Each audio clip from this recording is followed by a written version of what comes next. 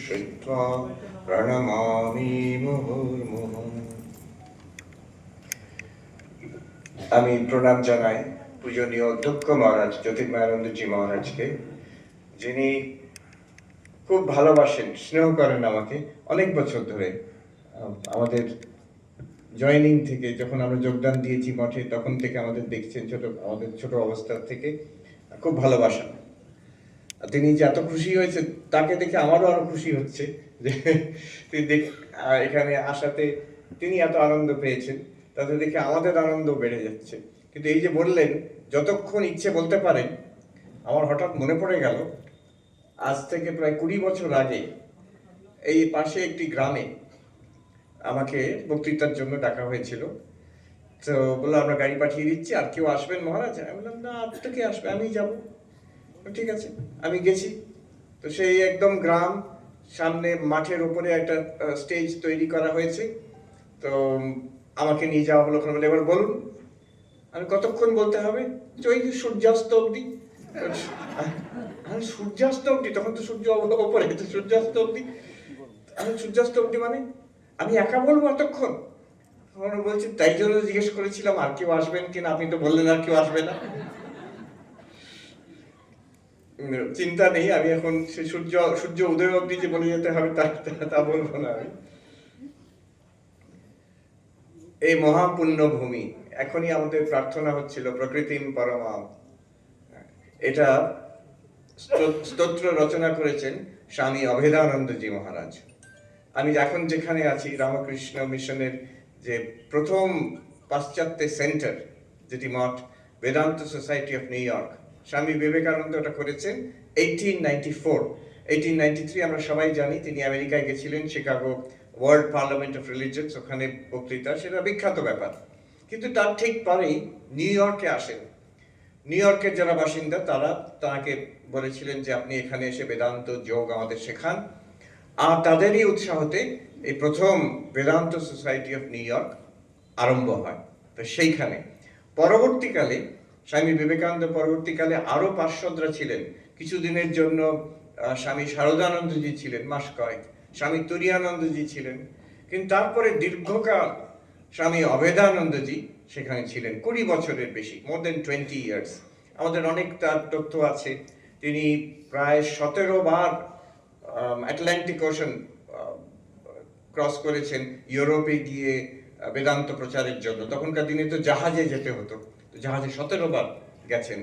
তিনি প্রথম যে স্বামীজি যিনি অ্যালাস্কাতে গেছেন প্রচারের জন্য, যিনি প্রথম স্বামীজি যিনি মেক্সিকোতে গেছেন প্রচারের জন্য, প্রথম স্বামীজি আমরা পাই যিনি অনেক গণ্যমান্য ব্যক্তিদের সঙ্গে পরিচয় ছিল। তখনকার দিনের আমেরিকার প্রেসিডেন্ট ম্যাকিনলি, তার সঙ্গে আমরা তার স্মৃতিকথায় পাই যে তিনি যাচ্ছেন নিউ ইয়র্কের পাশেই, বলছেন গবেষক এবং সায়েন্টিস্ট কে, আর কেউ নন, এডিসন, টমাস আলভা এডিসন, তার ল্যাবরেটরিতে গিয়ে তার সঙ্গে আলোচনা হচ্ছে।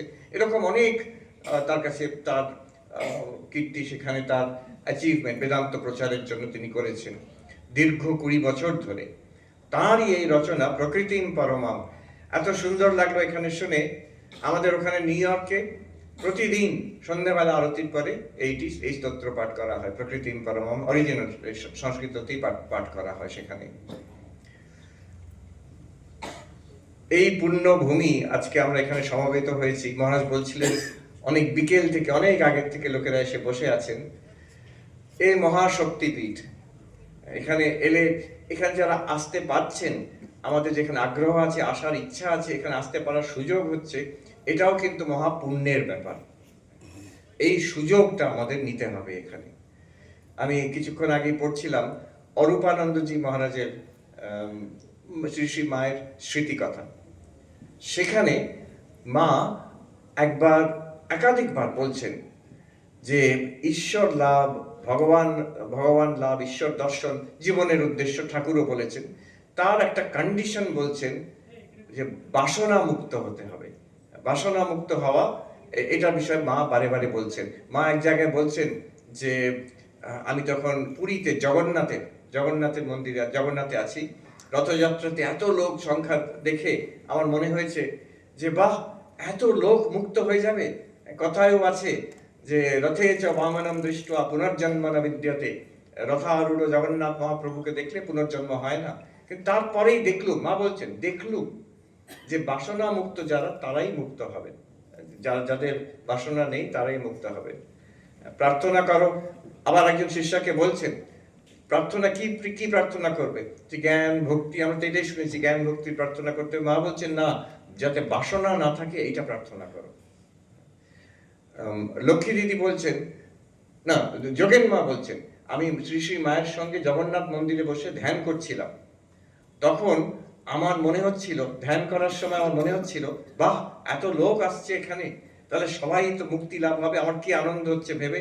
তখন একটা একটা মানে বাণী শুনলাম আমি, আই হার্ড আ ভয়েস, বলছেন বাণী শুনলাম একটা, যে না, যারা বাসনা মুক্ত, যাদের বাসনা ত্যাগ করেছে তারাই মুক্ত হবে। পরে ধ্যান শেষের পরে আমি মাকে জিজ্ঞেস করছি, মাকে বললাম যে এই ঘটনাটা আমার মনে হয়েছিল এরকম কথা, আর তারপরে আমি শুনলাম এরকম একটি বাণী যে না, যারা বাসনা মুক্ত তারাই মুক্ত হবে, সবাই যে আসছে সবাই মুক্ত হয়ে যাবে তা নয়। মা তখন উনি বলছেন আমার মনেও ঠিক এই কথাটি উঠেছিল, ঠিক সেই সময় আমি যখন ধ্যান করছিলাম এই কথাটি আমার মনে উঠেছিল, আর এই বাণীটি আমি শুনলাম। শ্রী শ্রী মায়ের কথা এই কথাটা আছে, এই যে বাসনা মুক্ত হওয়া। আবার কথামৃততে আমরা পাই শ্রী শ্রী ঠাকুর বারে বারে বারংবার বলছেন যে কাম কাঞ্চন ত্যাগ, কাম কাঞ্চন ত্যাগ, এই কথা বলছেন। এই বাসনা মুক্ত হওয়া আর কাম কাঞ্চন ত্যাগ এই দুটো কিন্তু এক জিনিস। ঠাকুরকে একজন জিজ্ঞেস করছেন মায়া কি বলুন, তো ঠাকুর এক জায়গায় বলছেন যে মায়া, আমরা যা দেখছি, যা দেখছো, যা ভাবছো সবই মায়া, তবে কি জানো যে কাম কাঞ্চন ত্যাগ করতে পারে সে মায়ার পারে চলে যায়। এই কথা বলছেন তিনি। একটা জায়গা, আমি কেন এটা দিয়ে আরম্ভ করলাম, আমি যেখান থেকে আসছি সেখানে তো পুরো ফিলোসফিটাই হচ্ছে যে এই কাম কাঞ্চন, এই বাসনা পূর্তিটাই হচ্ছে জীবনের উদ্দেশ্য। যত বাসনা বাড়িয়ে চলো আর তাকে পূর্ণ করে চলো। বাসনা পূর্ণ করলে কি হয়, বাসনা থাকলে কি হয়, only two possibilities, হয় হবে ফ্রাস্ট্রেশন, নাহলে ডিসঅ্যাপয়েন্টমেন্ট।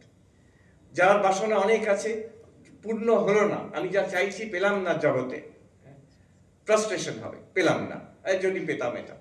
আর যদি পেয়ে গেলাম আরো মুশকিল, তখন হবে ডিসঅ্যাপয়েন্টমেন্ট, যে পেলাম এতে তো তৃপ্তি হলো না। স্বামী বিবেকানন্দ এক জায়গায় বলছেন, do not desire anything for you will get it. আমরা ভাবি কামনা বাসনা থাকলে তো মন অশান্ত হবে, এগুলো পেছনে ছুটে লাভ কি। স্বামীজি বলছেন না, যা চাইবে তা পাবে, আর যা পাবে যখন পাবে তাতে ফেঁসে যাবে। তাই জন্য বলছেন do not desire anything for you will get it. এইখানে ঠাকুর মার যে ভাব, ঠাকুর মা স্বামীজির ভাব অত্যন্ত উচ্চ ভাব। ধর্মের একটা বিশাল প্রসার আছে, বাসনাপূর্তিও ধর্মের মধ্যে বলছে দ্বিবিধ বিভক্ত ধর্ম, প্রবৃত্তি লক্ষণ নিবৃত্তি লক্ষণ আছে। শ্রীকৃষ্ণও বলছেন যে যারা আমার ভক্ত চার রকমের, যারা কিছু চায় অর্থার্থী, আমার টাকা পয়সা হোক, আমার সম্পত্তি বাড়ুক, আমার প্রসপেরিটি এটা হোক, সেও আমার ভক্ত অর্থার্থী। আবার বলছেন যে আত্ম, যে যা কিছু চাই না কিন্তু বিপদে আছে, সে অনেক দুঃখ কষ্ট। একটা কথা আছে, there are no atheists in the trenches, যুদ্ধের সময় ট্রেঞ্চের মধ্যে সেখানে কেউ নাস্তিক নয়, সবাই যখন ঈশ্বরে প্রার্থনা করে মৃত্যু সামনে যখন। আত্ম, সে ঈশ্বরকে চাইছে না, সে বিপদ থেকে মুক্তি চাইছে। শ্রীকৃষ্ণ বলছেন সেও আমার ভক্ত। আবার এক কাঠি উপরে আছেন জিজ্ঞাসু, যে চাইছেন তার কিছু চাই না, তার কোনো বিপদও নেই, ভালোই আছে, কিন্তু সে চায় যে ঈশ্বর কি আছেন, ভগবান কি আছেন। ঠাকুর এখান থেকে গিয়ে দক্ষিণেশ্বরে তার যে এই যে মাটির প্রতিমা, এই প্রস্তরের প্রতিমা পুজো করছি, এটা কি শুধু পাথর নাকি জ্যান্ত, নাকি এখানে সত্যি মা আছেন, এই হচ্ছে জিজ্ঞাসা। স্বামী বিবেকানন্দ, নরেন্দ্রনাথ দত্ত তখনকার দিনে কলকাতায় ঘুরে ঘুরে বেড়াচ্ছেন আর জিজ্ঞেস করছেন মানুষকে, যারা বড় বড় ধর্মের যাজক, প্রচারক, দার্শনিক, আপনি কি ঈশ্বরকে দেখেছেন? এই হচ্ছে জিজ্ঞাসা। আমি জাগতিক কিছু চাই না, আমি কোনো যে আমার দুঃখ কষ্ট আছে তার থেকে মুক্তি চাইছি তাও নয়, কিন্তু আমি জানতে চাই ঈশ্বর আছেন কিনা, ভগবান আছেন কিনা, জীবনের শেষ পর্যন্ত উদ্দেশ্য কি, এইটা আমি উপলব্ধি করতে চাই। এটা হচ্ছে স্পিরিচুয়াল সিকার, জিজ্ঞাসু। এর উপরে আছে জ্ঞানীচা, যিনি তার জ্ঞান লাভ হয়ে গেছেন, যিনি সিদ্ধ হয়ে গেছেন, তিনিও ভক্ত। এই 4 রকমের ভক্ত। যে ভগবানের কাছে কিছু চাইছে, এই এত বড় বড় মন্দির, মসজিদ, মানুষ যাচ্ছে এখানে গির্জাতে, তারা কি সবাই ভগবান লাভের জন্য যাচ্ছে, ব্রহ্মজ্ঞানের জন্য যাচ্ছে? না, তাদের অনেক বাসনা আছে, তাদের অনেক দুঃখ কষ্ট আছে জীবনে, সেগুলো পূর্ণ করতে চায় তারা। তারা যাতে এই দুঃখ কষ্ট থেকে মুক্তি পায়, বাসনা পূর্তি হয়। এতে দোষ নেই, এতে দোষ নেই। শ্রীকৃষ্ণ নিজেই বলছেন এরাও ভক্ত, এরাও ভক্ত। কিন্তু এটা মুশকিল, এইটুকুই মুশকিল হলো যে এতে এইটুকুই মুশকিল হলো যে এই চক্রতে ফেঁসে থাকবে। মা বলছেন এই বাসনার জন্য দেহ থেকে দেহান্তর হয়, যেন একটা খোল থেকে নিয়ে আরেকটা খোলে ঢুকিয়ে দিল। যতক্ষণ বাসনা মুক্তি না হবে ততক্ষণ এই জন্ম মৃত্যু চক্র চলতে থাকবে। এই বাসনা মুক্তির জন্য এই বড় উচ্চ ভাব। এখানে কিন্তু ধর্ম অর্থ কাম মোক্ষ, ধর্ম অর্থ আছে, ধর্ম অর্থ কাম আছে, কিন্তু এটা এখানে যারা আসে, যারা আকৃষ্ট হয়, এরা সবাই মুমুক্ষু, এরা মুক্তিকামী, এরা ঈশ্বরকে চায়, ভগবানকে চায়। এটা অতি উচ্চ ভাব। অনেক জায়গায় এটা বুঝতে পারে না, ভারতবর্ষে বুঝতে পারে। ত্যাগের ভাব, ভগবান লাভ, ঈশ্বর দর্শন, এগুলো সম্ভব, এগুলো জীবনে পাওয়া যায়। এটা আমাদের দেশে হাজার হাজার বছর ধরে। এটা অন্য দেশে গেলে, অন্য কালচারে গেলে তখন আমরা বুঝতে পারি যে এই দিস কন্ট্রাস্ট, যে এটা যেটা স্বাভাবিকভাবে হাজার হাজার লোক এখানে মেনে নিতে পারে, ঈশ্বর আছেন, ভগবান আছেন, আত্মজ্ঞান হয়, ব্রহ্মজ্ঞান হয়, মুক্তি বলে একটি জিনিস আছে, সেটা অন্য দেশে এই কালচারটা নেই। কিছু সাধক আছে সব জায়গায়, সব ধর্মের মধ্যে এই কথাটা আছে, কিন্তু বেশিরভাগই হচ্ছে যে এই বাসনা পূর্তির জন্য। আমি জাগতিকভাবে বাসনা পূর্তি করছি এবং আধ্যাত্মিকভাবে মানে ঈশ্বরকে ধরে, ভগবানকে ধরে, তিনি যাতে আমি যেগুলো চাই সেগুলো। এই যে বাসনা পূরণ করা এই ধর্ম আর এই আধ্যাত্মিকতার মধ্যে তফাৎটা কি? ধর্ম অর্থ কাম একদিকে আর মুক্তি আরেকদিকে, তফাৎটা কি? এটাকে এইভাবে বলা যায়, God for my life and my life for God. God for my life and my life for God. God for my life মানে কেমন? যেমন আমাদের জীবনের সুবিধের জন্য অনেক কিছু আছে। একটা ওয়াশিং মেশিন আছে, তাদের জীবনটা সুবিধা হয়ে গেল। একটা ডিশ ওয়াশার আছে, একটা কম্পিউটারের ওয়াইফাই আছে, এতে অনেক জীবনের সুবিধে পাওয়া গেল। এটা আমার জীবনটা আরো সমৃদ্ধ হলো। কোন জীবন? আমার জাগতিক জীবনটা। তেমনই আমি ঈশ্বর, ভগবান, তাকেও আমি নিয়ে এলাম সেই ডিশওয়াশারের মতন, গাড়ির মতন, ওয়াইফাইয়ের মতন, যে আমার জীবনটা আরেকটু ভালো হোক, আমার দুঃখ কষ্টগুলো মিটে যাক, আমার সুযোগ হয়ে যাক একটু জীবনে, আর সবকিছু ভালো চলুক। এটা খারাপ না, কিন্তু এটা হচ্ছে অভ্যুদয়ের পথ, এটা হচ্ছে প্রবৃত্তি পথ, এটা হচ্ছে গড ফর মাই লাইফ, একটা কনভিনিয়েন্স। অনেক সময় হয় মানুষের বিশ্বাস আছে ভগবানে, কিন্তু একটা ধাক্কা খেলো জীবনে, বিরাট বড় ধাক্কা, কিছু একটা কষ্ট হলো জীবনে, সঙ্গে সঙ্গে বিশ্বাস হারিয়ে গেল। ওই সময় আমি বিশ্বাস করতাম, ওতে কিছু নেই, দেখলাম ওতে কিছু নেই। কেন এরকম মনে হচ্ছে? আমি ওটা বিশ্বাস করতাম, ঈশ্বরে ভগবানে বিশ্বাস করতাম যাতে আমার এই জীবনে একটু সুবিধে হয়ে যাক। সেই সুবিধেটা হলো না, অতএব ফায়ার্ড। আমেরিকায় বলে চাকরির থেকে বার করে দিলে ইউ আর ফায়ার্ড, ভগবান ফায়ার্ড, তখন চাকরির থেকে নিষ্কাশিত, তার চাকরি গেল। উল্টো হচ্ছে মাই লাইফ ফর গড, আমার জীবনের উদ্দেশ্যই হচ্ছে ঈশ্বর, ভগবান লাভ, আত্মজ্ঞান, ব্রহ্মজ্ঞান। এই জগৎটা আমার উদ্দেশ্য নয়, তিনি আমার উদ্দেশ্য। এই সীমিত আমার উদ্দেশ্য নয়, অনন্ত আমার উদ্দেশ্য। এইটা এই নতুন নবাগত সন্ন্যাসীরা এসছেন, তারা এই জ্বলন্ত এটার প্রতিমূর্তি, যে আমার জগতে কিচ্ছু চাই না, আমার চাই শুধু ঈশ্বর, ব্রহ্ম, আত্মজ্ঞান, মুক্তি। আমার সীমিত চাই না, আমার অনন্তকে চাই। এটা কিন্তু বুদ্ধিমানের লক্ষণ। একজন ভক্ত রাজা মহারাজকে, স্বামী ব্রহ্মানন্দজিকে মঠে, বেলুর মঠে প্রণাম করে বলছেন, মহারাজ, আহা, আপনাদের কি ত্যাগ, আপনাদের কি ত্যাগ, আপনারা সব ত্যাগ করে ভগবানের জন্য পড়ে আছেন।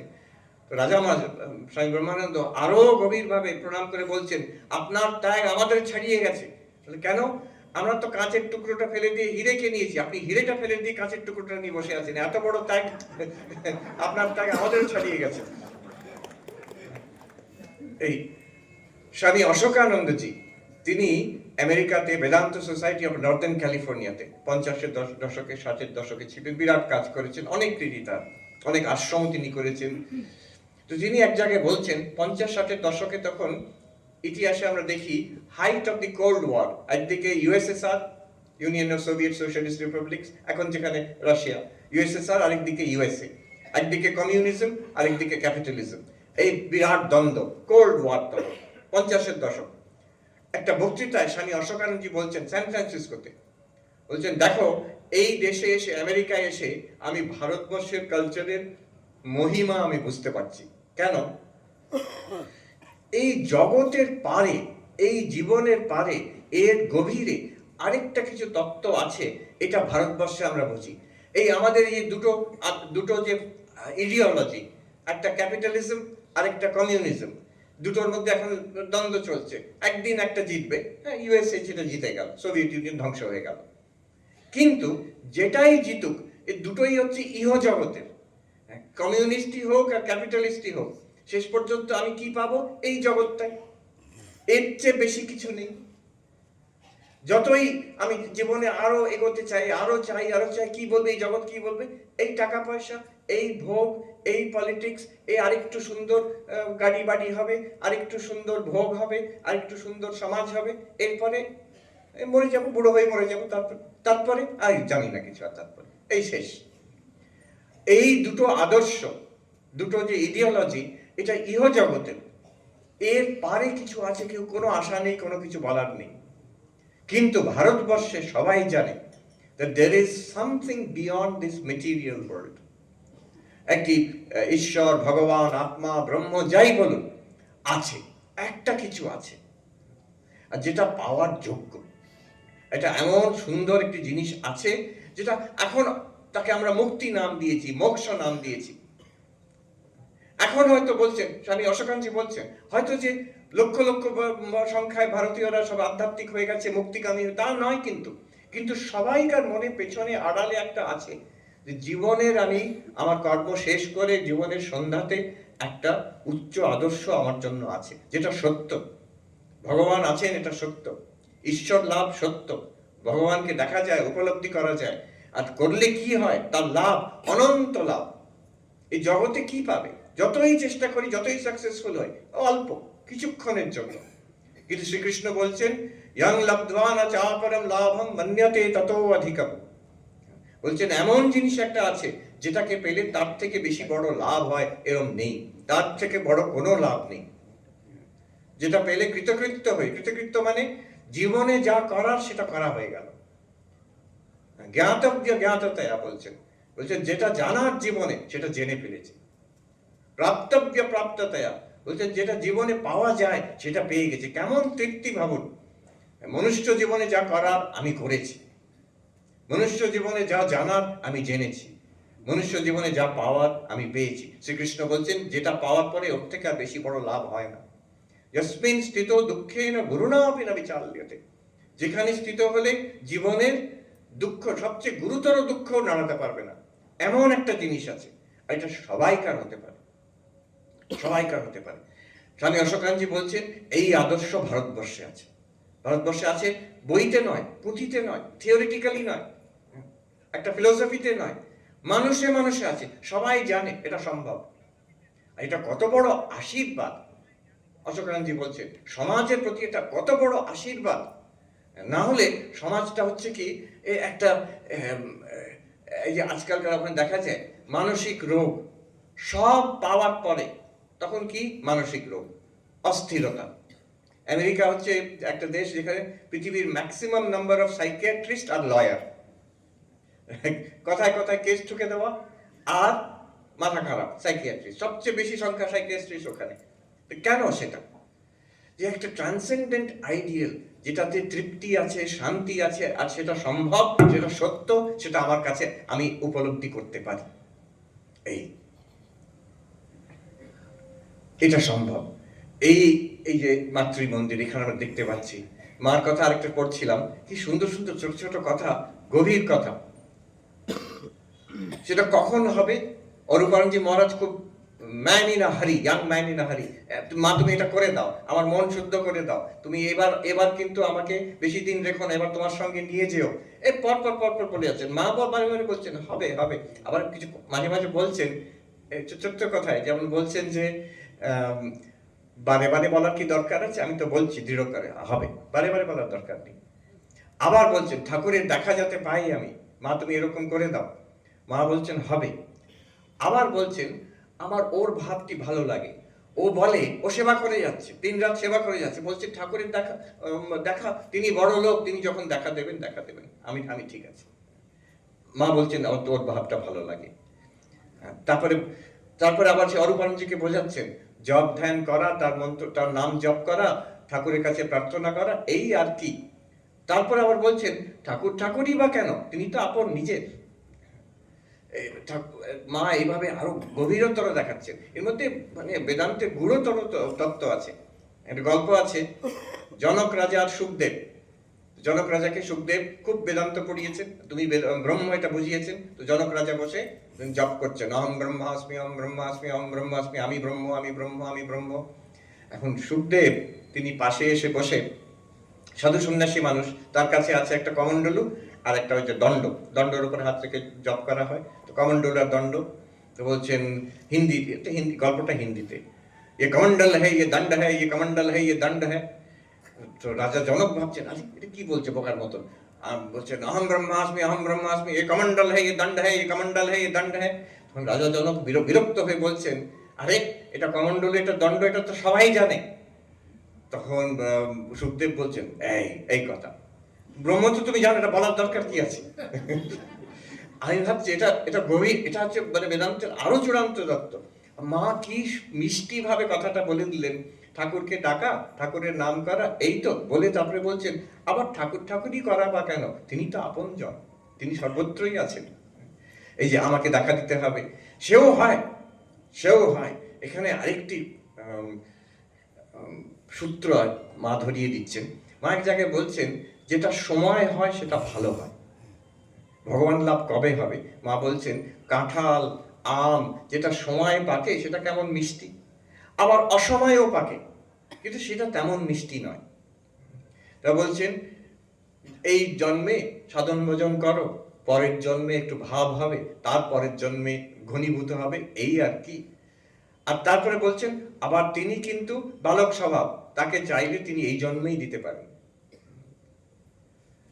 একজন সাধুর কাছে গিয়ে বলছেন যে যে শ্রীকৃষ্ণ তো বলেছেন ভগবান লাভের কথা ঠিকই, সবই ঠিক, শ্রীকৃষ্ণ তো বলেছেন যে বহুনাম জন্মনামন্তে জ্ঞানবান মাম প্রপদ্যতে, অনেক জন্মের পরে যিনি জ্ঞানবান তিনি আমাকে, আমি বাসুদেব সর্বমিতি, এই ব্রহ্ম সর্বত্র আছেন, সর্বম কল্পিতম ব্রহ্ম, এরকম উপলব্ধি করেন অনেক জন্ম সাধনা করে করে। তো সেই সাধুর কি উৎসাহ, তিনি বলছেন এই ও জন্ম হ্যাঁ মহাত্মাজি, এই জন্ম, এই সেই শেষ জন্ম, এটাই শেষ জন্ম।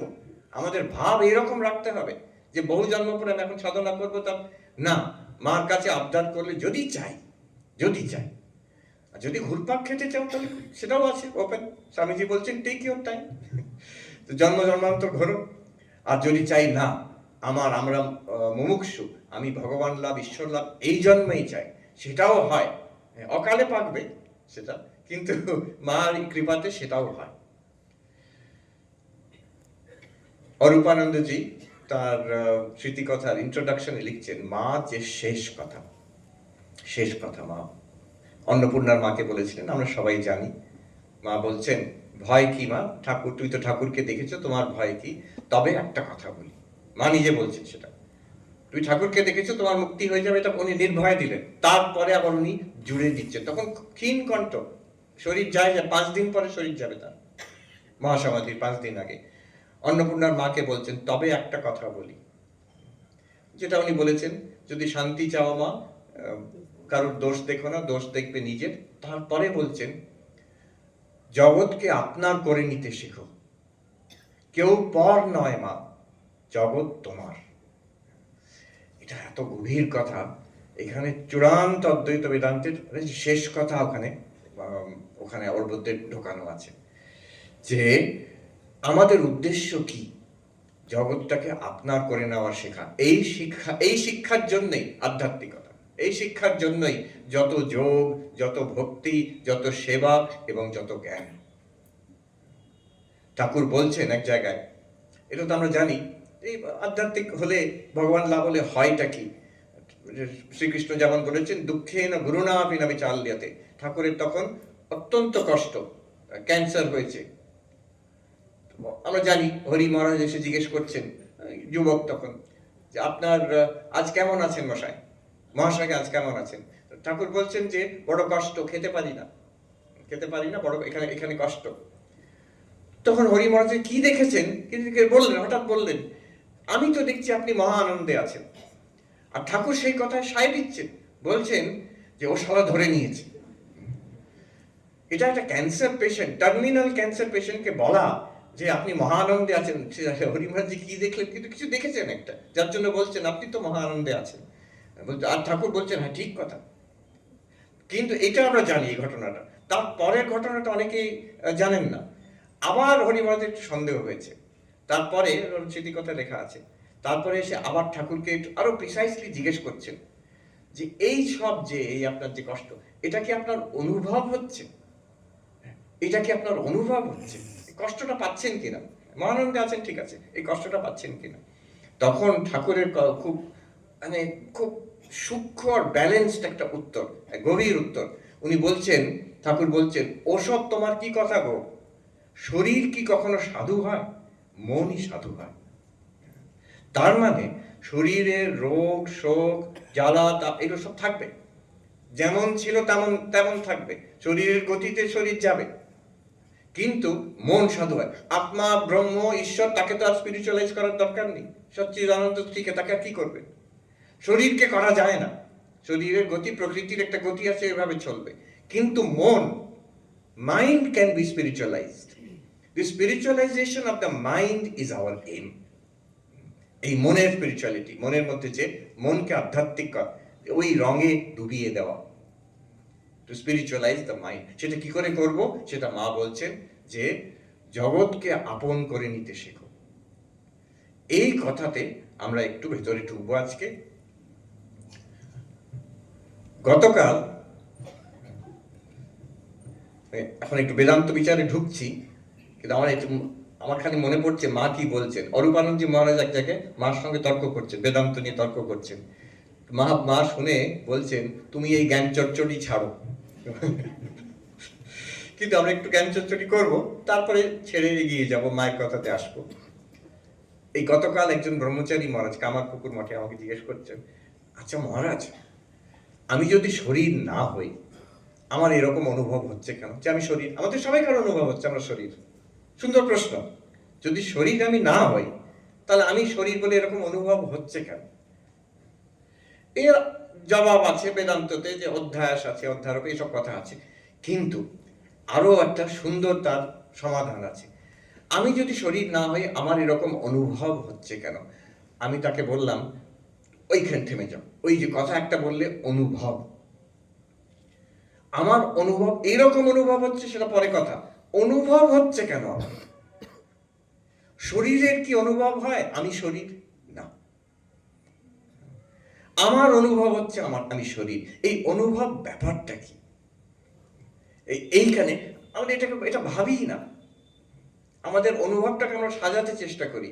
আমার এই দুঃখ কষ্ট হচ্ছে, আমার সুখের অনুভব চাই। দুঃখের অনুভব চাই না, সুখের অনুভব চাই।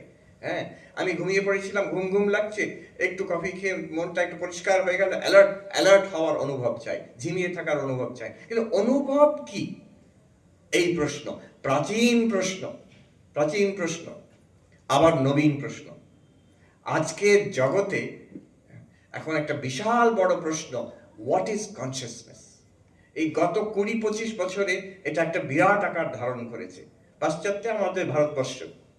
কনসিয়াসনেস মানে কি? কেন এই প্রশ্নটা দাঁড়িয়েছে? এতদিন যারা সায়েন্টিস্ট, জড়বাদী, দার্শনিক, ডাক্তার, ব্রেন সায়েন্টিস্ট মোটামুটি ধরেই নিয়েছিল যে কনসিয়াসনেস আর কিছু নয়, চৈতন্য, যেটা চেতন, আমাদের ব্রেনের একটা প্রোডাক্ট। ব্রেনের মধ্যে অনেক কিছু চলছে, তার থেকে কনসিয়াসনেস বেরোচ্ছে। এখন সেটা বিরাট ধাক্কা খেলো 90 দশকে একজন দার্শনিক ডেভিড চার্মাস, অস্ট্রেলিয়ান, তিনি এখন নিউ ইয়র্কে আছেন। তিনি একটা phrase, he কয়েন্ড the phrase the hard problem of consciousness. Hard problem of consciousness মানে কি, যে ব্রেনের মধ্যে তো অনেক কিছু চলছে, এটা আমরা দেখতে পাচ্ছি, কিন্তু ওই যে চলে ওখান থেকে কনসিয়াসনেস তৈরি হচ্ছে, কনসিয়াসনেস বেরোচ্ছে, সেটা তো দেখতে পাচ্ছি না আমরা। আমরা ব্রেনের মধ্যে কি দেখতে পারি? কিছু ইলেকট্রোকেমিক্যাল অ্যাক্টিভিটি, কিছু নিউরোকেমিক্যাল অ্যাক্টিভিটি, ব্রেন স্ক্যান করে, এফএমআরআই স্ক্যান করে কিছু ইলেকট্রিক্যাল অ্যাক্টিভিটি নিউরনে চলছে, এই অবধি।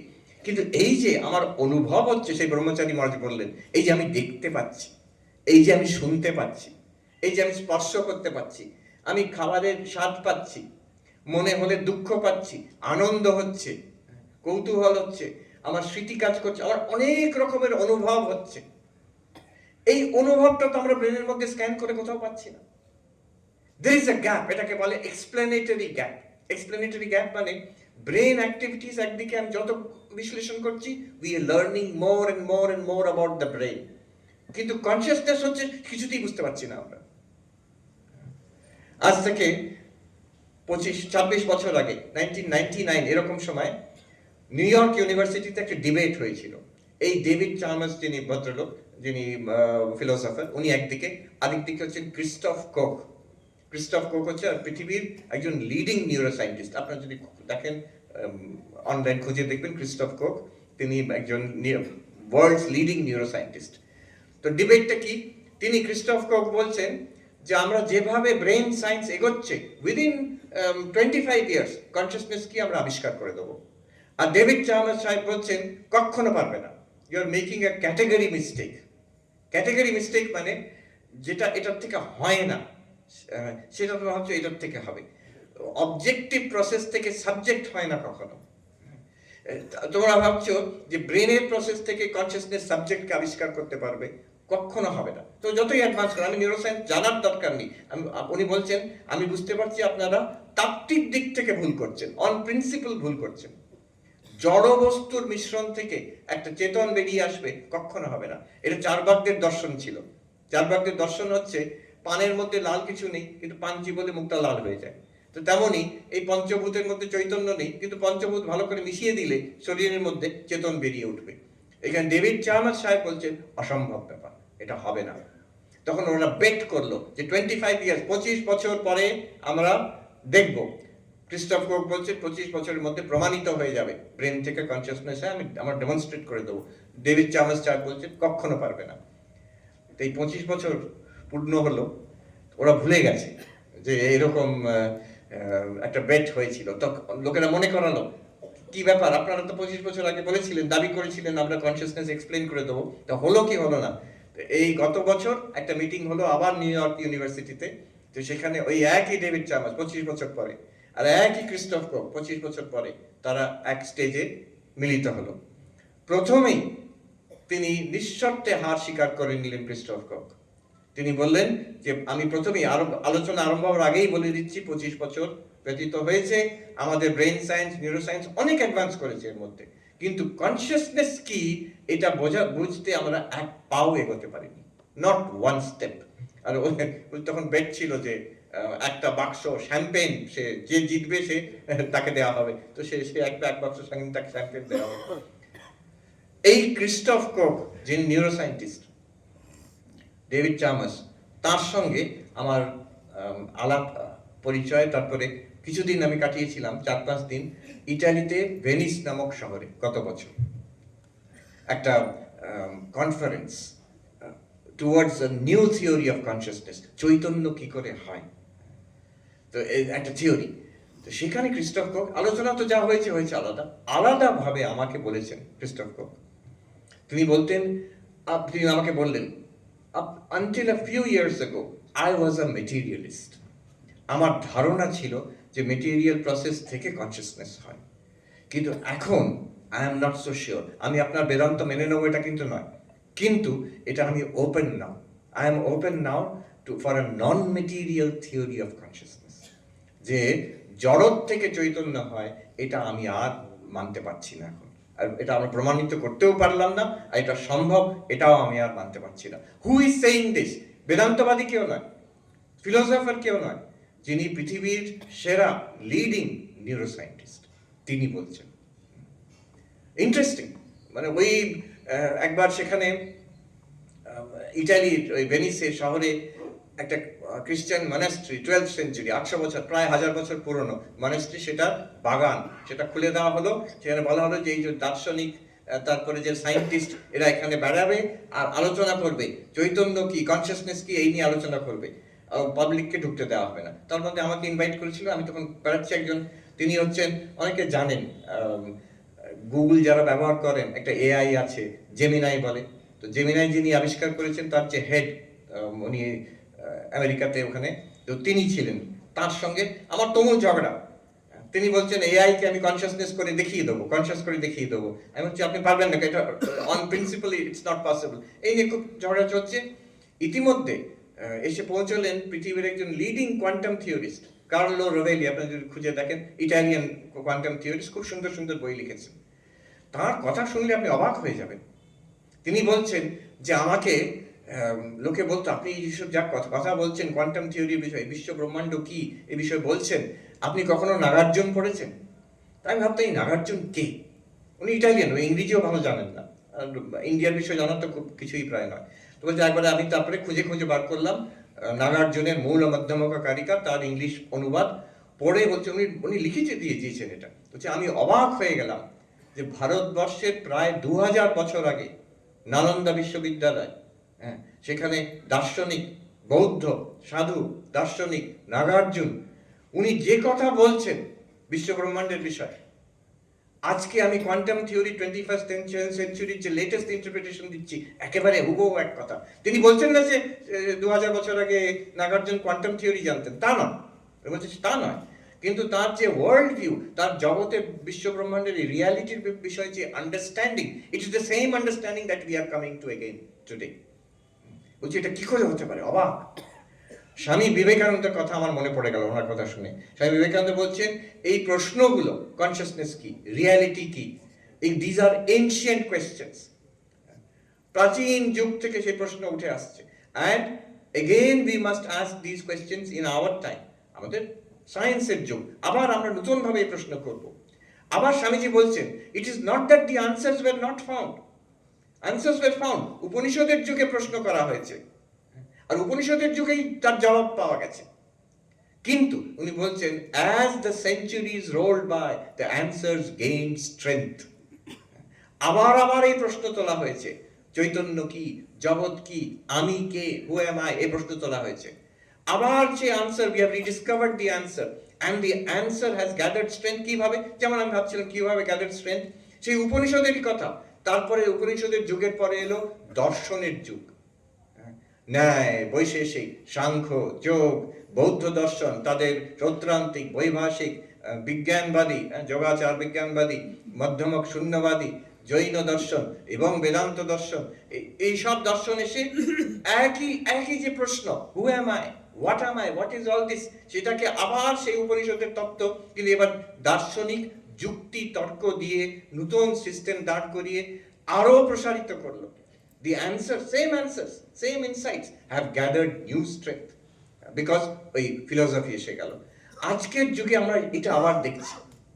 আজকের যুগ নিউরোসায়েন্সের যুগ, আর্টিফিশিয়াল ইন্টেলিজেন্সের যুগ, কোয়ান্টাম থিওরির যুগ। একটা প্রশ্ন হতে পারে, অদ্বৈত বেদান্ত তো প্রাচীন জিনিস, আমরা তো জানি এটা কমপ্লিট, আর এগুলো এখানে কোয়ান্টাম থিওরি আর আর্টিফিশিয়াল ইন্টেলিজেন্স বলার কি দরকার আছে? না, দরকার আছে। একটু ভেবে দেখুন, সেই নাগার্জুন, সেই শঙ্করাচার্য, সেই কুমারিল ভট্ট, তারা যদি আজকে থাকতো, would they not be interested? তাদের যে প্রতিভা আমরা দেখতে পাচ্ছি তাদের লেখাতে, তারা নিশ্চয়ই খুব ইন্টারেস্টেড হতেন এই নতুন ভাবে এই জিনিসটাকে। একই জিনিস স্বামী বিবেকানন্দ বলছেন, একই সত্য আবার আসবে, সেই তত্ত্বমসি, সেই অহম ব্রহ্মাস্মি আসবে, কিন্তু আবার নতুন ভাবে with gathered, with greater force, gathering strength as it rolls down the centuries. সেই উপনিষদের সত্য, তারপরে দার্শনিক, তার উপরে একটা লেপ পড়লো, তারপরে আজকের যুগের সায়েন্সের, consciousness studies, artificial intelligence, quantum theory, এইগুলোর তার সাপোর্ট পাবে। নূতনভাবে আমরা আরো আরো গভীরভাবে বুঝবো, একই তত্ত্বকে আবার নূতনভাবে বুঝবো, গভীরভাবে বুঝবো। এই অনুভব কি, যে ব্রহ্মচারী মহারাজ জিজ্ঞেস করছেন এরকম অনুভব কেন হচ্ছে। আমি বললাম অনুভবটা কি ভেবে দেখুন। আজ থেকে হাজার হাজার বছর আগে কেন উপনিষদে প্রশ্ন করছেন, কেনেশিতম পদতি প্রেষিতম মন, কেন প্রাণ প্রথম প্রয়েতি যুক্ত, কেনেশিতাম বাচমিমাম বদন্তি চক্ষু শ্রোত্রম গৌদেব ইউনক্তি। এই যে আমি দেখছি, কি করে দেখছি? আমি শুনছি, কি করে শুনছি? আমি ভাবছি, এটা কি করে ভাবছি? এটা এই অনুভবগুলো আমার কি করে হচ্ছে? এই অনুভবের প্রশ্ন। এখন এই প্রশ্নটা আরো কত বড় হয়েছে, নূতন আকার ধারণ করেছে। গত বছর সান ফ্রান্সিসকো গেছি, আমাদের ওখানে একজন মহারাজ, স্যাক্রামেন্টোর মহারাজ, শ্রমিক মহারাজ, ঈশ্বর ধ্যানানন্দজি মহারাজ বললেন, মহারাজ আপনাকে একটা জিনিস আমি দেখাবো, চলুন। যেখানে ড্রাইভারলেস কার, গাড়ি চলছে, কোনো ড্রাইভার নেই। তো আমাকে বসালেন, সে গাড়ির মধ্যে বসিয়ে বলে আপনি সামনে বসুন, আমি পেছনে বসছি। গাড়ি এসে গেল, মোবাইলে যেমন আপনারা উবার আর ওলা ডাকেন ঠিক ওইরকম চলে এলো গাড়িটা, কিন্তু কোনো ড্রাইভার নেই। এবার আমরা ভেতরে বসলাম, বললে আপনি সামনে বসুন, দেখুন এটা উপভোগ করুন কিভাবে চলছে, স্টিয়ারিং চলছে, সবই চলছে, কিন্তু কোনো ড্রাইভার নেই। বসতেই গান আরম্ভ হয়ে গেল, অরূপ সায়রি লীলা লহরী। সেটা কি করে হলো সেটা সিলেক্ট করা যায়, আপনি যে কোনো গান সিলেক্ট করতে পারেন, সব গান বাজাবে সেটা। কিছুক্ষণ সান ফ্রান্সিসকো ঘোরালো, ঘুরিয়ে তারপরে আমাদের যেখানে যেতে চাইছে ওখানে নামিয়ে দিল। নামিয়ে দেওয়ার পরে ওই মহারাজ বললেন, এবার আমি চ্যাট জিপিটিকে বলছি একটা কবিতা রচনা করো, যে দুজন সন্ন্যাসী সান ফ্রান্সিসকোতে একটা ড্রাইভারলেস কারে ঘুরে এলেন। চ্যাট জিপিটির সঙ্গে সঙ্গে কবিতা, লম্বা সুন্দর কবিতা। চ্যাট জিপিটি বলছে এটা কি মায়ার খেলা, যেখানে ড্রাইভার শূন্য গাড়ি, তার মধ্যে দুজন সন্ন্যাসী ধ্যানস্থ বসে আছেন, তারা ঘুরে বেড়াচ্ছেন সান ফ্রান্সিসকোতে। চ্যাট জিপিটি, আর সেই কবিতা আমার কাছে এখন আছে। আমি বললাম কি যুগেই না আমরা বাস করছি, গাড়ি কিন্তু তার ড্রাইভার নেই, কবিতা কিন্তু কবি নেই। এই দেখুন এখানে ব্যাপারটা সূক্ষ্মভাবে দেখবার মতন। সে গাড়ি চলছে, সে কিন্তু তার সেন্সর আছে, ড্রাইভার যেমন চালায় দেখতে পাচ্ছে, সে এক অর্থে দেখতে পাচ্ছে। সে একটা ডিসিশন নিচ্ছে, ড্রাইভার যেমন হচ্ছে এখন ব্রেক ব্রেক কষবো নাকি বাঁদিকে ঘোরাবো না ডান দিকে ঘোরাবো, ইউ মেক আ ডিসিশন। সে গাড়ি তো ডিসাইড করছে, সাধারণ হিউম্যান ড্রাইভার থেকে ভালো চালাচ্ছে আরো। কিন্তু একটা বিরাট তফাৎ আছে, একটা হিউম্যান ড্রাইভার আর একটা যে ওই ওয়েমো ড্রাইভারলেস কার, যেটা বিরাট তফাৎ। সে এক অর্থে সে দেখছে, সে শুনছে, সে চিন্তা করছে, ডিসিশন নিচ্ছে, except one difference. There's one big difference. কি ডিফারেন্স? সে চেতন নয়।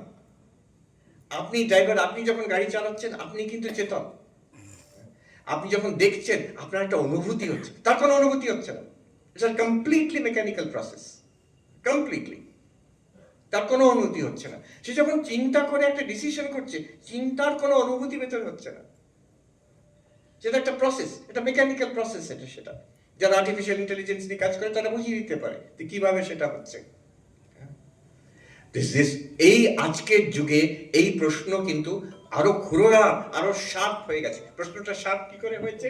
যে যে যে জিনিসটা আমরা ভাবতাম চেতনের ধর্ম, আমি চিন্তা করতে পারি, আমি একটা কবিতা লিখতে পারি, আমি একটা আঁকতে পারি, একটা সিনেমার অভিনয় করতে পারি, এই প্রত্যেকটা জিনিস এখন আর্টিফিশিয়াল ইন্টেলিজেন্স করে দিচ্ছে। গল্প লিখতে বলুন গল্প লিখে দিচ্ছে, কবিতা লিখতে বলুন কবিতা লিখে দিচ্ছে, সব করতে পারছে। যেটা মানুষের মন যেটা করতে পারে সেটা আর্টিফিশিয়াল ইন্টেলিজেন্স এখন করে দিতে পারছে, except one thing, it is not conscious. এই যে প্রাচীন যে প্রশ্ন, চৈতন্য আর মনের মধ্যে তফাৎ আছে। কনসিয়াসনেস আর মাইন্ড, শরীর মন একদিকে, চৈতন্য আরেকদিকে। আজকের যুগে আর্টিফিশিয়াল ইন্টেলিজেন্স এসে সেটা আরো ক্ষুরোধার ভাবে দেখিয়ে দিচ্ছে। You can make an artificial mind, কিন্তু ইউ ক্যানট মেক কনসিয়াসনেস। চৈতন্যের যে আসল তত্ত্বটা, তো চৈতন্যটা কি? চৈতন্য আমরা এখন দেখতে পাচ্ছি যে চৈতন্যের ধর্ম একটাই, ধর্ম তার স্বরূপ একটাই, অনুভব মাত্র পরম ব্রহ্ম।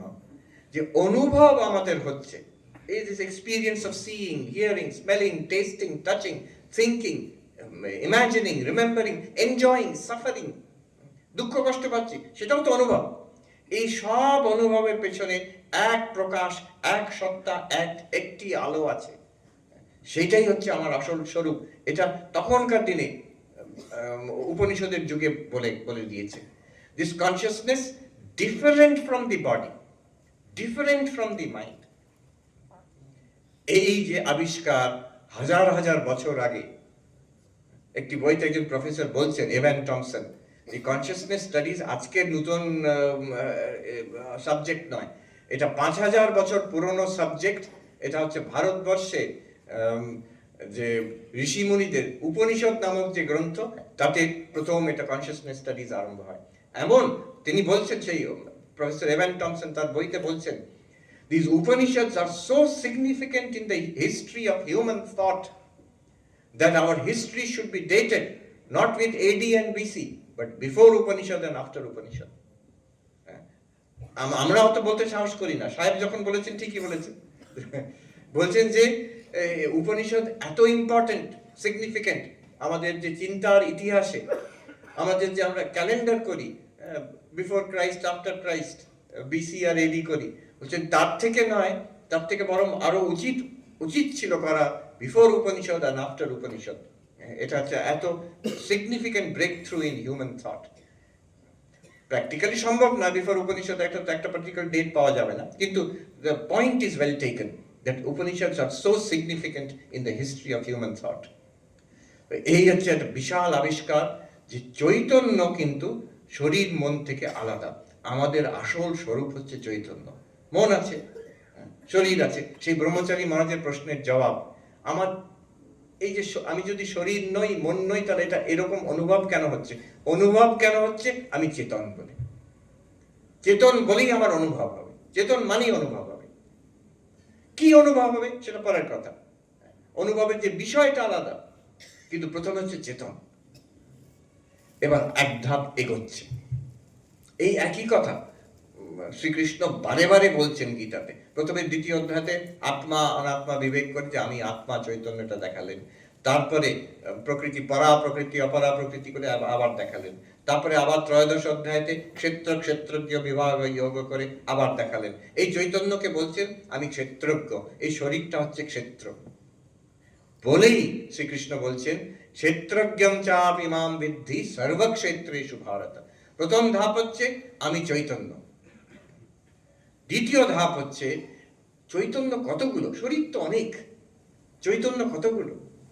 বলছেন শ্রীকৃষ্ণ সেখানে বলছেন শরীর অনেক, মন অনেক, ক্ষেত্র অনেক, কিন্তু ক্ষেত্রজ্ঞ এক। এই নিয়ে বিরাট যুক্তিতর্ক। একদিকে সাংখ্য, ন্যায়, বৈশেষিক সব একদিকে, আর বেদান্ত আরেকদিকে, যুক্তিতর্কের মধ্যে আছে। আচ্ছা, এক জায়গায় এখানে আমরা একটু স্টপ করে ভাবি এর লাভটা কি হচ্ছে। এসব চুলছেড়া বিচার করে বিশাল লাভ আছে, এটা বিশাল লাভ। এই যে ওই ব্রহ্মচারী মহারাজের প্রশ্ন, আমার এরকম অনুভব কেন হচ্ছে আমি যদি শরীর নই, মন নই? অনুভবের যে রহস্যটা বুঝতে পারলে, আমার অনুভব কেন হচ্ছে? যেহেতু আমি চেতন, যেহেতু আমি চৈতন্য, তাই জন্য আমার অনুভব হচ্ছে। এই বাক্সটার অনুভব হয় না, এই ফোনটার অনুভব হয় না, এআই আর্টিফিশিয়াল ইন্টেলিজেন্সেরও অনুভব হয় না, যদিও সে সব কাজ করতে পারে যেটা এই শরীর করতে পারছে, এই মনও করতে পারছে, কিন্তু আর অনুভব হয় না। আমার অনুভব হচ্ছে যেহেতু আমি চৈতন্য। এবার এখানে একটা দারুণ ব্যাপার, যে জিনিসের ধর্ম সেটাকে সেখানে, ঠাকুর সবসময় চাইতেন যে জিনিসটা যেটা যেখানে রাখার কথা সেটাই সেখানে রাখতেন। একবার দক্ষিণেশ্বরে একদল ছেলে, ওর সন্ধ্যেবেলা উনি একটা ফল কাটা হবে, ছুরিটা চাই, শিষ্যকে বলছেন গিয়ে দেখো ওই গাছের তলায় কিছু ফল কাটা থাকবে, তার ফলের যে খোসা আছে তার তলায় ছুরিটা পাবে। তো গিয়ে খুঁজে বলে ঠিক ছুরি পাওয়া গেছিল। আপনি জানলেন কি করে? আমি জানি তো, সকালবেলা একদল পিকনিক করতে এসেছিল, তো তার মধ্যে এসে আমার কাছ থেকে ছুরিটা চেয়ে নিয়ে গেল। আমি দেখলাম এত চঞ্চল, আমি জানি সে, ওকে বললাম তুই ফেরত দিয়ে যাবে, আমি জানি সে ফেরত দেবে না। সে ওই সেই ফলের খোসা ছাড়িয়ে তার মধ্যে ওখানে ছুরিটা ভুলে এসছে। যে জিনিসটা, সেই জিনিসটাকে যেখানে রাখার কথা সেখানে রাখা, এটা কিন্তু এর মধ্যে আর বিরাট বেদান্তের তত্ত্ব লুকিয়ে আছে। যে বস্তু যার ধর্ম সেই বস্তুতে থাকবে। শরীরের ধর্ম শরীরে থাকবে। আচ্ছা, এই ফুলটা লাল, আমি দেখছি, আমি জানলাম ফুলটা লাল, তার মানে আমি লাল হয়ে গেলাম তা নয়। ফুলটা সাদা, এই তার মানে আমি সাদা হয়ে গেলাম তা নয়। এই লাল রংটা এই ফুলেই রইল, সাদা রংটা এই ফুলেই রইল। তেমনি আমি চেতন, শরীরের অনুভব হচ্ছে, এবার শরীরের ধর্ম শরীরে থাকবে, সেটা নিজের ওপরে চাপিয়ে নিতে নেই। যে শরীরে আচ্ছা বার্ধক্য এসছে, আমেরিকা এগুলো এখানে সব ন্যাকামো নেই ভাগ্যিস, কিন্তু আমেরিকা হচ্ছে যে বুড়ো হব না কিছুতেই, বৃদ্ধ হওয়া চলবে না। তো বৃদ্ধ হওয়ার সঙ্গে সঙ্গে চামড়া কেন এরকম পড়ছে, এই ক্রিম লাগাতে হবে, সেই ক্রিম লাগাতে হবে। এবার আমি প্লেনে এলাম, প্লেনে আমার কি দিল, একটা একটা একটা প্যাকেট ধরিয়ে দিল, কি তার মধ্যে 6 রকম ক্রিম আছে। এইটা মাখতে মাখতে আপনি যান ইন্ডিয়াতে। কেন? যাতে বৃদ্ধ আমি, যাতে আমি আমি সহ্য করতে পারি না যে আমার কেন চামড়াটা রিঙ্কলড হয়ে যাবে, আমাকে বুড়ো বুড়ো লাগবে না। অদ্বৈত বেদান্ত আমাদের উপনিষদের ধর্ম, আমাদের উপনিষদের শিক্ষা হচ্ছে তুমি নিজেকে চেতন ভাবলে শরীরের মধ্যে এই বিকার আসছে, এটা আমার নয়, আমি অনুভব করছি শরীর, আচ্ছা শরীরটা বৃদ্ধ হচ্ছে সেটাও আমি অনুভব করছি, তার মানে যে আমি বৃদ্ধ হয়ে গেলাম তা নয়, আমি তো এটা দ্রষ্টা। এই যে জলের ওপরে যদি আলো পড়ে, আলোটা কি ভিজে যাবে? না। ধুলোর ওপরে যদি আলোটা পড়ে, আলোটা কি ময়লা হয়ে যাবে? না, কখনো হয় না। তেমন আমি প্রকাশ, আমি চেতন, এটা পরিষ্কার বোঝা যাচ্ছে। এবার শরীর, শরীর কখনো ভালো থাকে, কখনো মন্দ থাকে। প্রাণ কখনো তার হেলদি থাকছে, কখনো এনার্জেটিক, কখনো দুর্বল, কখনো অসুস্থ। তার মানে আমি কিন্তু প্রাণের সঙ্গে সঙ্গে আমি হেলদি কিংবা আমি বিকামিং সিক নো। শরীর যুবক, আবার মধ্য বয়স হলো, আবার বৃদ্ধ হচ্ছে, তার মানে যে আমি যে দ্রষ্টা, আমি বৃদ্ধ হয়ে গেলাম, নট নেসেসারি। আমার স্মৃতিশক্তি, আমি আগে খুব মনে করতে পারতাম, এখন মনে করতে পারছি না, আমার ক্ষয় হয়ে গেল। আমার ক্ষয় নয়, আমি সেই এক চেতন যেটা তীক্ষ্ণ স্মৃতিশক্তিকে দেখছিলাম, এখন আমার স্মৃতিশক্তি কাজ করছে না, মেমোরি কাজ করছে না, আমি কিন্তু এক চেতন, আমি ঠিক আছি। আমার মনে পড়ে বিখ্যাত দার্শনিক প্রফেসর জে.এন. মাহান্তি, জিতেন্দ্রনাথ মাহান্তি, প্রকাণ্ড দার্শনিক, মহারাজ জানেন। একবার ইনস্টিটিউট অফ কালচার গোলপার্কে আলোচনা হচ্ছে, আমাকে তিনি বললেন যে আমার একটা ওই স্ট্রোক মতন হয়েছে, আমার এখন আর অত সহজে মহারাজ, আমার মন খারাপ, খুব মনে পড়ে না, মনে পড়ছে না, একটু স্লো হয়ে গেছি। আগে চট করে ধরতে পারতাম, চট করে মনে, এখন একজন প্রকাণ্ড বিদ্বানের কাছে এটা হচ্ছে একটা বিরাট বড় ধাক্কা। একটা মাল্টি মিলিয়নিয়ার, সে যদি ওয়াল স্ট্রিটে তার স্টক শেয়ার প্রাইস পড়ে যায়, তাদের মিলিয়নস অফ ডলার হারিয়ে গেল, তার কাছে এটা লস। একজন বিদ্বানের কাছে, একজন স্কলারের কাছে এত বড় বিদ্যা, তার চর্চা, তা এখন আর পাচ্ছি না আমি, সেটা তার কাছে একটা লস। আমার তখন মনে পড়ে গেল পূজনীয় স্বামী মোক্ষদানন্দজি মহারাজ ছিলেন, রাম মহারাজ, খুব বিদ্বান, খুব বড় সাধু। আমরা অনেক সাধুরা তার কাছে পড়াশোনা করেছি, আমরাও কিছুটা পেয়েছি। আমাদের যখন ট্রেনিং সেন্টার উনি আসতেন, পড়িয়ে যেতেন, আমি তার কাছে যেতাম, বেদান্তের প্রশ্ন নিয়ে যেতাম, তিনি খুব সুন্দর সমাধান দিতেন। শেষ বয়সে তখন তিনি শয্যাশায়ী, শরীর যাওয়ার কিছু কিছু সপ্তাহ, 1 মাস 2 মাস আগে আমি আবার একটা প্রশ্ন নিয়ে গেছি, তাকে প্রশ্ন করেছি। তিনি ভাবলেন, কিছুক্ষণ শুয়ে আছেন, ভাবলেন, তারপরে ভেবে বলছেন, ও আর জানো মনে পড়ে না। তারপরে এক গাল হেসে বললেন, ও যাক, ওর কাজ হয়ে গেছে। সারা জীবনের যেটা অর্জন করা, সংস্কৃতর বিদ্যা, বেদান্তের বিদ্যা, দর্শনের বিদ্যা, আর মনে পড়ছে না। তার বিন্দু মাত্র দুঃখ নেই, আনন্দতে, শান্তিতে তার মুখ চোখ চকচক করছে। এই গল্পটা আমি বললাম আমাদের প্রফেসর মাহান্তিকে। তিনি এটা হি ইজ ভেরি লাকি। এই হচ্ছে আসল বিদ্যার উদ্দেশ্য, দর্শনের উদ্দেশ্য হচ্ছে এইটা, যে এক সময় চলে গেলেও আমি বলতে পারবো, ও যাক, ওর কাজ হয়ে গেছে। আমি ওটার উপরে নির্ভর আমি নই। আমার বেদান্ত জ্ঞান স্মৃতির উপরে নির্ভর নয়, বেদান্তের উপরেও নির্ভর নয়। যত্র বেদা অবেদা ভবন্তি, এমন একটা স্থিতিতে আগে পৌঁছে যাব। আমি পরিষ্কার দেখছি, যে জিনিসটা যেখানকার সেটা সেখানে থাকুক, শরীরের কষ্ট শরীরে থাকুক। ঠাকুর বারে বারে বলতেন। তারপরে পরবর্তীকালে মহাপুরুষ মহারাজ, তারপরে তুরীয়ানন্দজি, শরীর তার দুঃখ জানে, মন তুই আনন্দে থাক। এটা কি করে মন তুই আনন্দে থাক? শরীরের দুঃখ হলে আমার দুঃখ হচ্ছে, না, আমার কষ্ট হচ্ছে না, জোর করে নয়, পরিষ্কার দেখতে পাচ্ছি, আমি চেতন, আমি দেখছি এই জিনিসটা, এটার ধর্ম এই, ওটা এখানে আছে, এটা আমাতে নেই। এটা একটু একটু চিন্তা করলে কিন্তু পরিষ্কার বোঝা যায়। আচ্ছা, এবার আমরা এক পা আরো এগোলাম, যে আমাদের মধ্যে যে চেতন আছে, আমরা সব চৈতন্য, আমাদের মধ্যে যে চেতন আছে, আমরা কিন্তু কেউ আলাদা নই। ঠাকুরের কথা, আর তুমি কি আলাদা? আমরা আলাদা নই, এক চেতন। সেই চেতন এই মনের মধ্যে দিয়ে, এই শরীরের মধ্যে দিয়ে এখানে সর্বপ্রিয় আনন্দ, ওখানে অমুক আনন্দ, ওখানে অমুক, এইভাবে এক চৈতন্য প্রকাশিত। আমরা কিন্তু সবাই এক, কেউ আলাদা নই আমরা। সকল ধর্মের মধ্যে একবারে একটা golden rule of all religion, to do unto others what you want them to do to you. যে অন্যদের কাছ থেকে যা ব্যবহার আমরা অপেক্ষা করি, তাদের সঙ্গে ওই রকম ব্যবহার করতে হবে। It's a golden rule of ethics.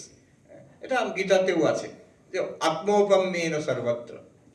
সেই যোগী হচ্ছে বড় যোগী, যে নিজের মতন সবাইকে দেখে, অন্যদের, আমার কষ্ট যেমন তার কষ্টও তেমন, আমার যেটাতে কষ্ট পাচ্ছি সেও কষ্ট পাচ্ছে।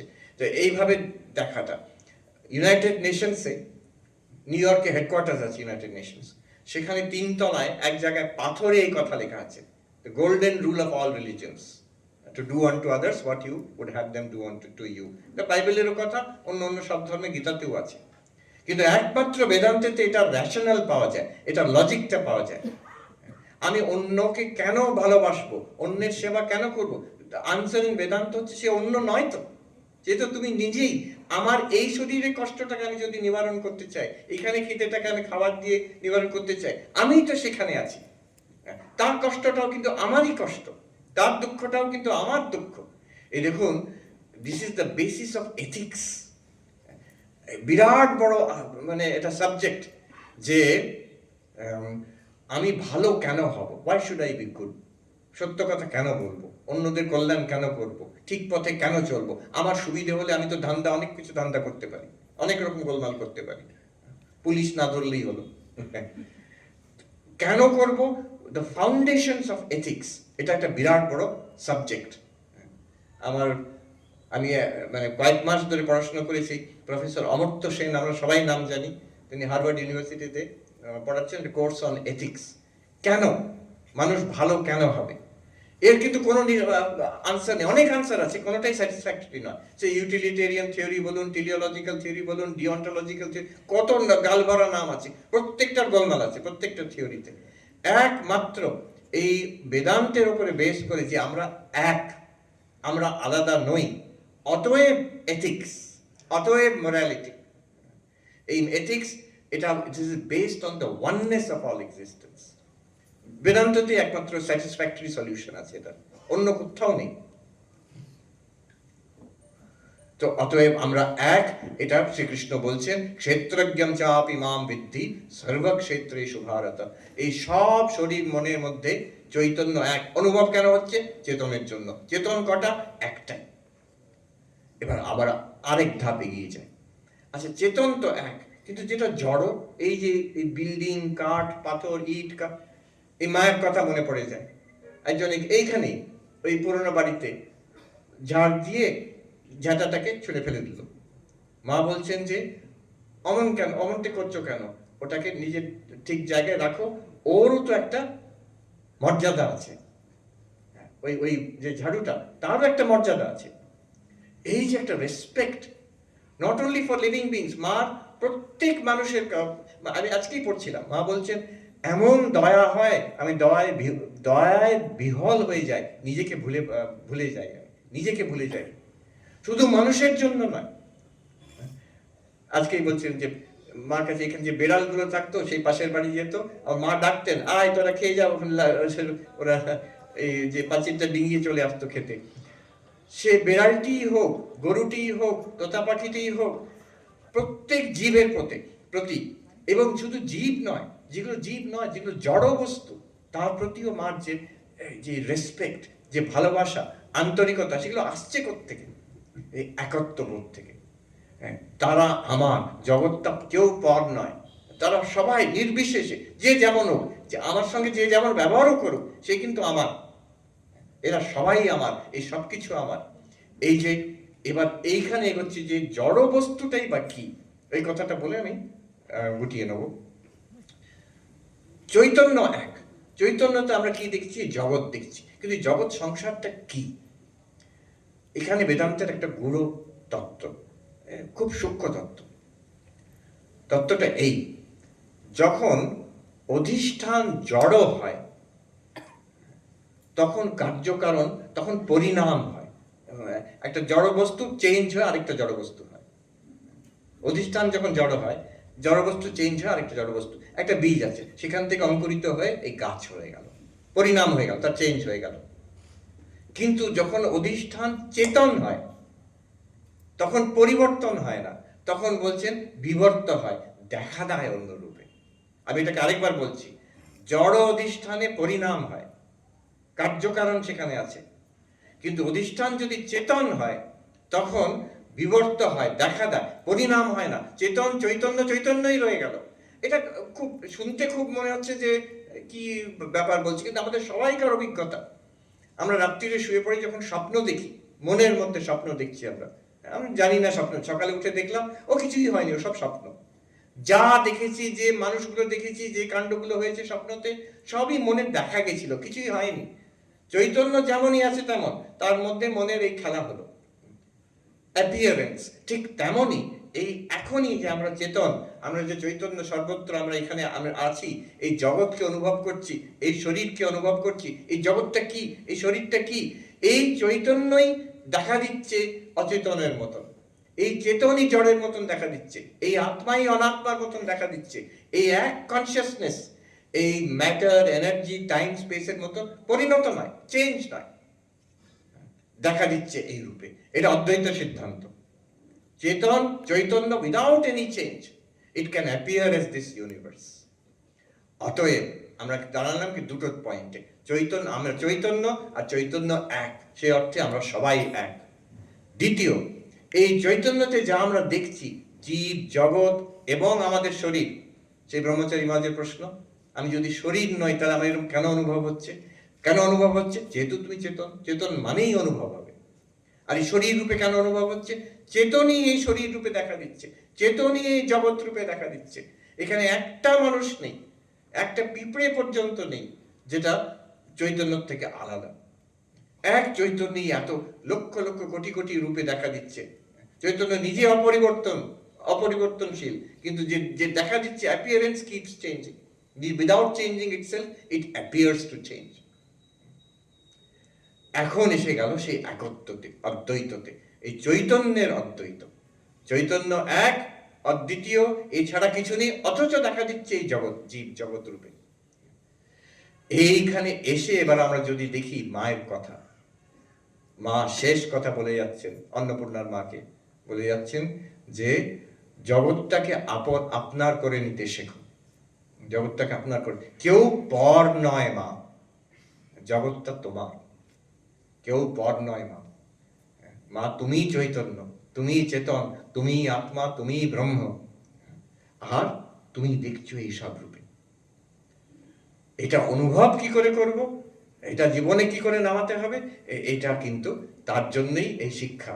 মা বলছেন যে নিজেকে এটা শিখতে হবে, জগৎকে কি করে আপন করে নিতে। শুধু একটা কথার কথা তো হলো, কিন্তু এটা শেখার জন্য জ্ঞান, ভক্তি এবং কর্ম, সেবা আর ধ্যান, এই চারটে, এই হচ্ছে শেখা মানে এটাই হচ্ছে ট্রেনিং। ট্রেনিং হচ্ছে এই আমরা আলোচনা যেগুলো করলাম, এগুলোকে জ্ঞান যোগ বলে। কিন্তু এটাকে স্থিরভাবে এটাকে ধরে রাখা মনে, এটা হচ্ছে ধ্যান যোগ, রাজযোগ।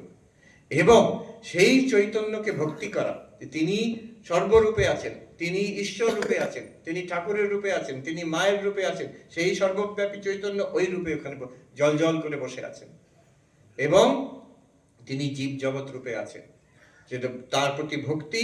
আর তিনি যখন জীব জগৎ রূপে আছেন, শিবজ্ঞানে জীব সেবা। এখন পরিষ্কার বোঝা যাচ্ছে কি বলতে চাইছেন ঠাকুর। শিবজ্ঞানে জীব সেবা, জীব শিব ছাড়া কিছু নয়, সেই চৈতন্য ছাড়া কিছু নয়। এই হচ্ছে নিজেকে শেখানো, জগৎটাকে কি করে আপন করে নিতে হয়। The underline truth of non duality. মায়ের কথা একেবারে চূড়ান্ত অদ্বৈত কথা, কিন্তু দর্শনের ভাষায় নয়, মিষ্টি আপনজনের ভাষায়। তার এফেক্টটা একই, আর সেটা much more accessible, much more acceptable to everybody. এখানে যে, তাই জন্য মা বলছেন অরূপানন্দজিতে, তুমি ওই জ্ঞান চচ্চড়ি ছাড়ো, কিন্তু মায়ের কথা যদি আমরা নিয়ে নিই, আরেকটি কথা, সেটা মা হয়তো পছন্দ করতেন না, যেটা বলছেন সময়ে হবে, কিন্তু আমরা যদি আবদার করি এটাও ঠিক, তাড়াতাড়ি হবে। হয়তো অকালে পাকবে, কিন্তু তাড়াতাড়ি হবে। মার কাছে যদি আবদার করি, এই তার আশীর্বাদে, ঠাকুরের আশীর্বাদে, মায়ের আশীর্বাদে, স্বামীজির আশীর্বাদে, এই আমাদের চেতন, ঠাকুরের তো একটাই আশীর্বাদ ছিল, তোমাদের চৈতন্য হোক। চৈতন্য হোক মানে কি? বোধে বোধ হোক। বোধে বোধ হোক মানে কি? এই যে আমরা এই তত্ত্ব, অদ্বৈত তত্ত্বের আলোচনা করলাম, এক চৈতন্য, সেটা যাতে আমাদের বোধ হয়, we realise it, it becomes a living reality. শুধু কথার কথা নয়, একদম পরিষ্কার সোজা কথা। যতই আমি অদ্বৈত বেদান্ত পড়ি, আমার মনে হচ্ছে অদ্বৈত Vedanta is just a description of facts. এটা যেমন বস্তুস্থিতি আছে সেটাকে বলে দিচ্ছে, কিছু করতে হবে তা বলছে না, আমাকে এরকম প্র্যাকটিস করতে হবে সেটাও নয়, কিন্তু আমাকে কিছু পরিবর্তন করতে হবে তাও না। যেমনটি জগৎটা আছে সেইটারই ডেসক্রিপশন অদ্বৈত বেদান্ত। সর্বম খলবিদম ব্রহ্ম অহম ব্রহ্মাস্মি। It's descriptive metaphysics, not revisionary metaphysics, professor স্ট্রসনের ভাষা। যে এটা দেখছি এটা ঠিক নয়, এর পেছনে একটা গূঢ় তত্ত্ব আছে, এর আমার মনে হয় অদ্বৈত বেদান্ত এই কথা বলছে। কিন্তু আসলে যা এখনই আছে সেটাকেই শুধু লিখে দিচ্ছে বেদান্তের দার্শনিক ভাষায়, সেটাই অদ্বৈত বেদান্ত। হ্যাঁ, ঠাকুরমা স্বামীজির কাছে প্রার্থনা করি আমাদের যাতে তারা আশীর্বাদ করেন, এই জ্ঞান, এই ভক্তি, এই ধ্যান আর এই সেবার ভাব আমাদের জীবনে যাতে উদ্ভাসিত হোক। সকল মহারাজদের, সন্ন্যাসী মহারাজের কাছে চরণে প্রণাম জানিয়ে আমি শেষ করছি। ওম শান্তি শান্তি শান্তি। হরি ওম তৎসৎ। শ্রী রামকৃষ্ণ।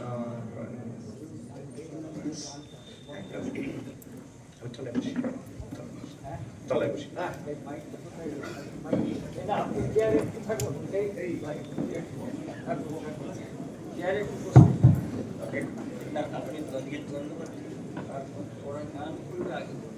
হ্যাঁ, একটু পরেই আমাদের নূতন সন্ন্যাসী ভাইরা ভজন পরিবেশন করবেন। আর ওনারা এলে আমরা খুব আনন্দ হয়, নৃত্য ইত্যাদি হয়, কাছাকাছি সব কিছুই ঠিকঠাক ভাবে হবে। আমাদের হাতে যথেষ্ট সময় আছে। আমি সকলের পক্ষ থেকে এমন একটি মনজ্ঞ ভাষণ, অনেক কিছু আমরা পেয়েছি, অনেক কিছু পেয়েছি, ছোট্ট কথাই বলতে গেলে। তার জন্য আমরা তাকে আমাদের কৃতজ্ঞতা জানাচ্ছি এবং কৃতজ্ঞতা পূর্ণ শ্রদ্ধা আমরা তাকে নিবেদন করছি। আমরা আবেদন করে রেখেছি তিনি যেন হাতে, আমাদের মহারাজ কিছু বলবেন।